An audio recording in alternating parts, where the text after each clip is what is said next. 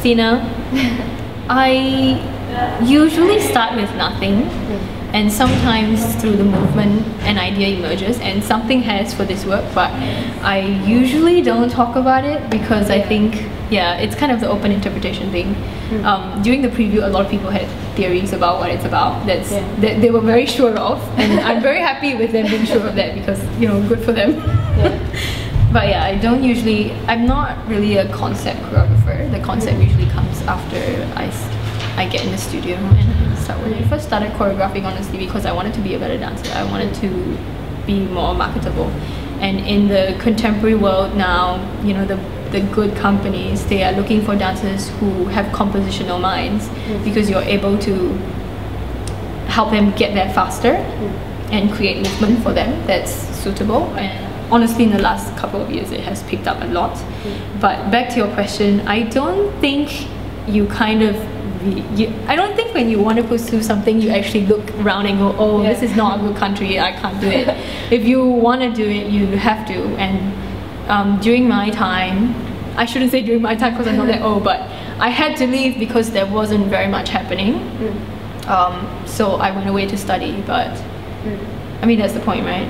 Arts council sends you away, you come back, and hopefully things get a little more vibrant, which I think they are getting. Actually, government has pumped so much in recently. I mean, we can always say it's not enough, but we're trying to catch up with that, I think, because people don't realize the opportunities given to them. And there's still so much. I think our culture is focused on, it's not a culture where you're like, oh, it's Friday night, I'm going to go and see a dance show, you know. You don't do that. Like, you go out and eat or whatever. But in the US, you know, there are very poor companies, some of them in Europe also, where sometimes you just go to this dingy little room, it costs you $5 to $10, and this is what some Americans do with their Friday evening, believe it or not. They go to the dingy little place and watch this smaller dance show for $5 to and yeah, because they're interested in art somehow.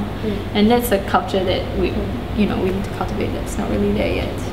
I think you just have to drag them into their first one, honestly, because there are some people, like in each show you have, there's like this one rare audience member that you meet that has nothing to do with the dance community, and they're like, I think I like this, and you're like, yes, score. Yeah, I think it has to be a slow process. We slowly need to feed them in, and we need to be more open in terms of community outreach and stuff like that, which somehow there still don't seem to be very many opportunities for, like, really getting out and meeting people. It's very risky. I wouldn't try it unless you really want it really bad, because the chances of success are extremely slim.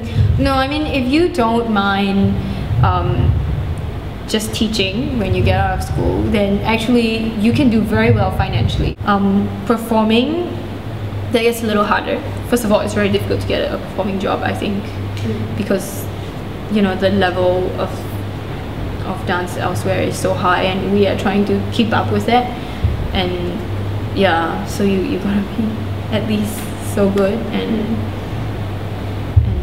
yeah, I mean, a lot of people just never get there, which is okay. I mean, and if you know that you wanted it really bad and you don't quite get there, at least you feel like you've tried. But if you're not sure, you need to bother trying, because it is very risky. Interest in art first if you want to be an artist. It's because by the time you can keep training to be a technician, kick your leg exercise, you can. I went through that phase, but at the end of that, it's not going to be fulfilling anymore.